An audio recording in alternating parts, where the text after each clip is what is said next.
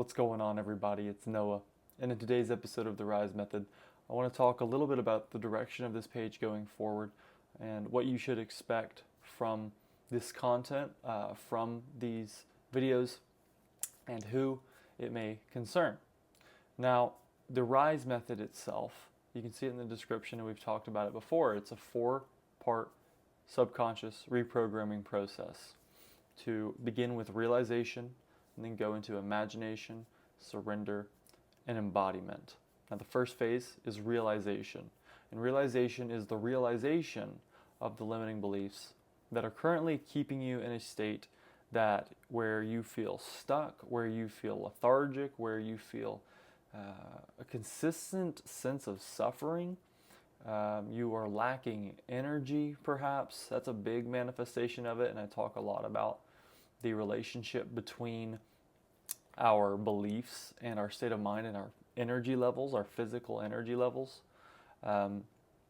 It's realizing what narratives, what beliefs we're operating by behind the scenes that are ultimately creating that circumstance, that's creating that feeling in our bodies, that's creating that physiological state.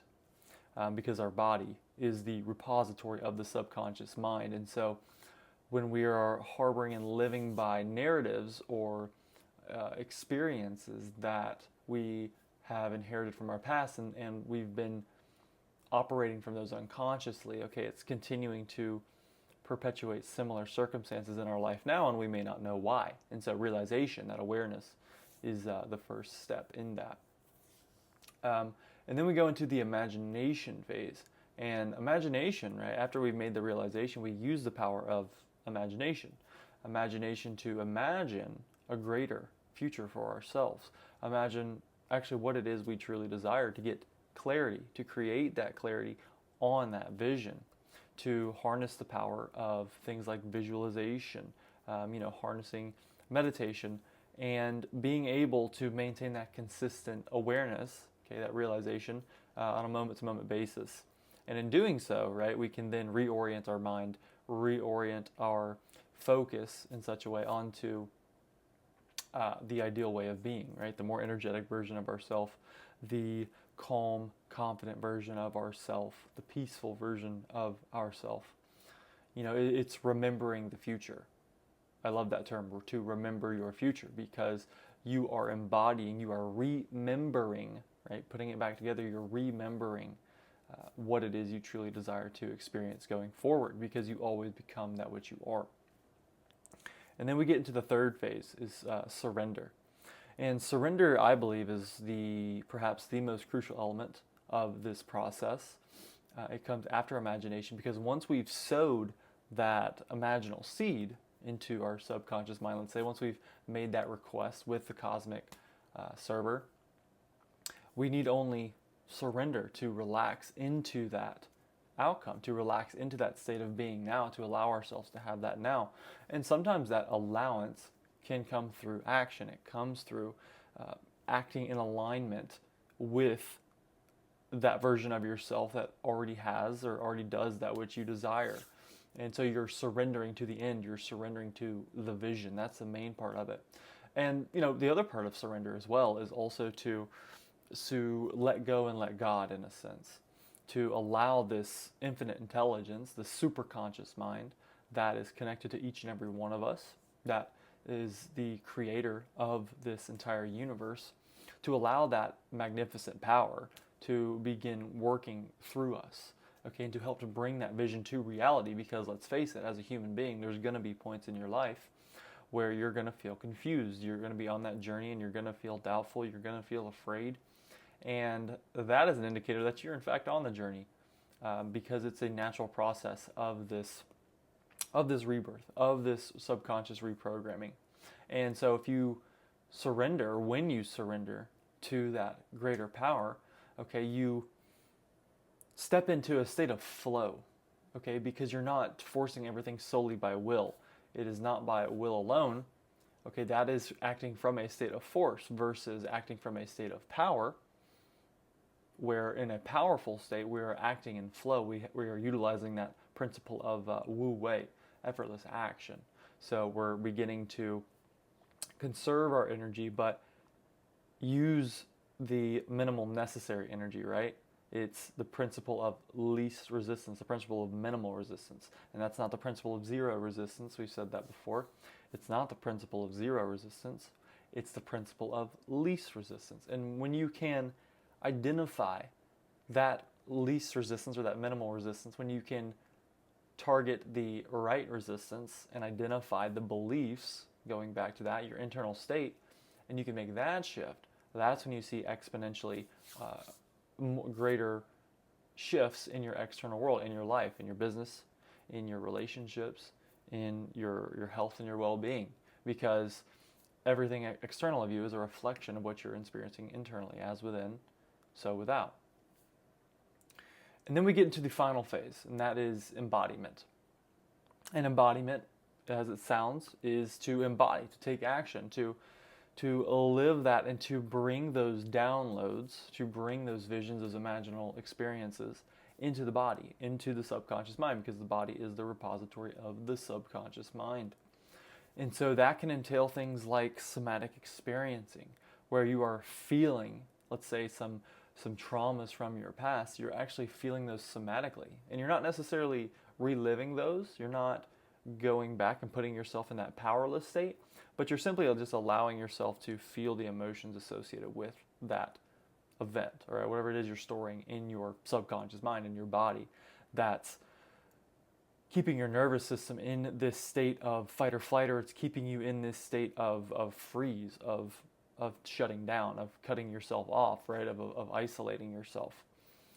To feel those emotions, because you have to feel it to heal it. And that's one form of embodiment. The other form of embodiment is, feeling the fear, feeling the doubt, feeling the uncertainty, and then doing it anyway. To know and to have such a clear understanding, right? This goes back to imagination, and also to surrender. To have such a clear understanding of who you truly are, where you come from, what your purpose is. Purpose is a big part of that as well. And to use that sense of knowing to allow you to navigate through that fear and that uncertainty, because again, that's inevitable in this process, and it's a beautiful part of the process, because it is the impetus by which we grow, it is the death preceding the rebirth. It is the decay back into the soil that then feeds and nourishes and sustains life, sustains greater, more sweeter fruits that you can harvest from. Again, whether that concerns your finances, wanting to make more money, whether that concerns wanting to have better, more loving relationships, or that concerns your physical health, your sense of vitality, your sense of well-being, how much energy you have on a consistent basis. So that's the 4-stage process of the RISE method, and that will always be the primary focus of this work, of this channel, and that will always be underlying what we discuss going forward. And I feel that this is so essential for men today. I feel specifically drawn towards men because as a man, I can speak to my experiences, what I've perceived in the world as a man. I can't necessarily speak from the experience of a woman, though knowing that we are all ultimately connected, yes, but separate as well. And so I feel as though this work, this content is so necessary for men today, because what I've seen in myself, it allows me this awareness, this ability to reprogram the subconscious. It brings me into a greater state of coherence in myself, a greater state of peace in myself. And I think that is exponentially improved, or that sense of well-being, that sense of coherence is only accelerated when we return to more ancestral principles of living. We return to nature and realize the value of nature as well.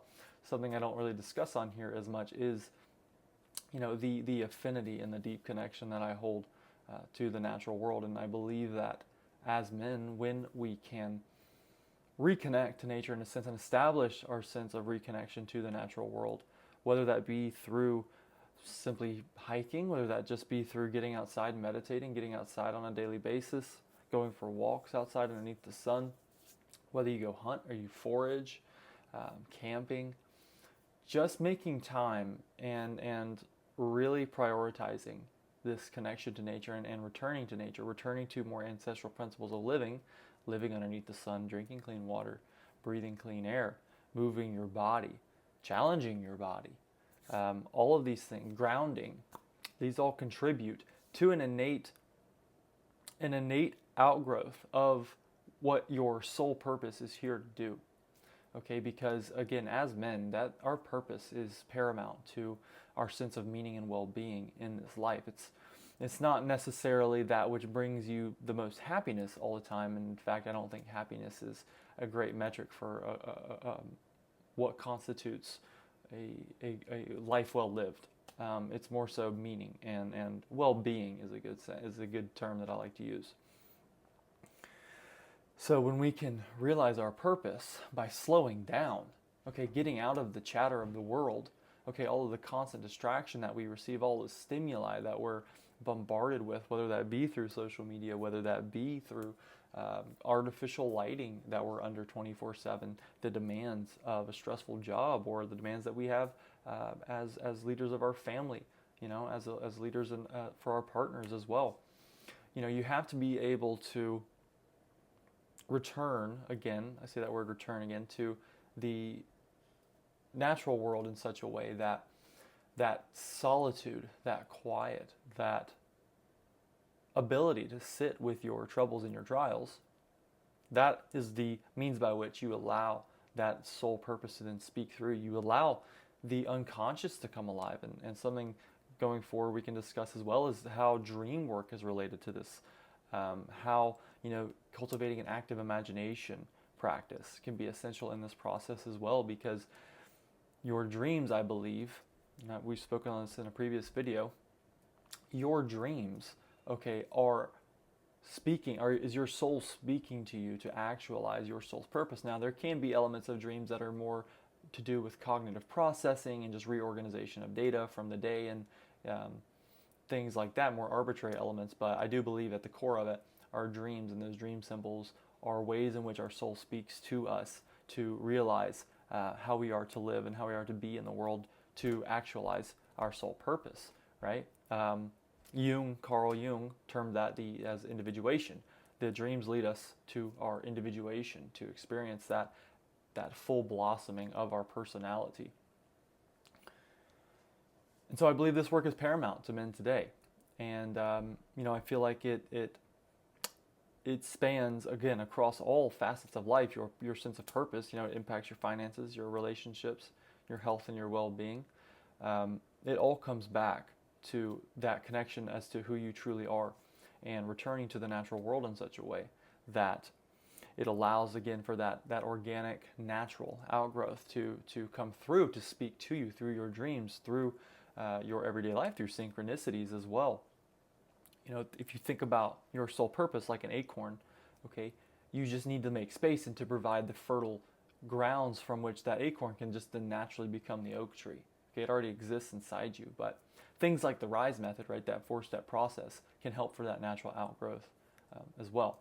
And so going forward in future videos, a lot of the content will be centered around things like nature immersion, conversations such as dream work, active imagination, conversations such as recalibrating your nervous system, okay, practices to regulate your nervous system, things like breath work, clean nutrition, dialing in your sleep, immersion in the natural world, because that also helps you to ground and to slow down as well. All of these things that will be discussed as well. We'll also get into things like emotional triggers that we discussed in the previous video, delving more into emotions and how important it is for you as a man to feel your feelings, to feel it, to heal it. Because as men today, we're so apt to stuffing down our emotions, to stuffing down our feelings, that in effect, that repression or that suppression of those feelings causes this chronic fatigue that we feel. It creates this sense of lethargy, and you may not know why that is, because there is some form of anger or sadness or sense of loneliness that you're not allowing yourself to feel at a subconscious or conscious level. And that suppression, again, creates this stagnation of these energies in motion, these emotions. Because emotions really are a life-giving force. And they are such a crucial component to your sense of vitality, your sense of well-being. As equally as much, I would say, as your health, your physical protocols, right? Your nutrition and your sleep and your light environment. Really understanding and getting in tune with your emotions helps to elevate and accelerate your sense of energy and your sense of impact in the world as well. So thank you so much for tuning in today. Be sure to like and subscribe, and leave any questions or comments or suggestions as to videos, content that center around these topics we discussed today, what you would like to see, what you would like to explore as well. That really helps me and gives me feedback too as to what you're interested in, what you're intrigued in, and how I can help you to elevate your energy, your sense of impact, your sense of purpose and meaning in the world as a man. So thank you. I love you so much. Thank you so much for being here. And until next time, let's rise.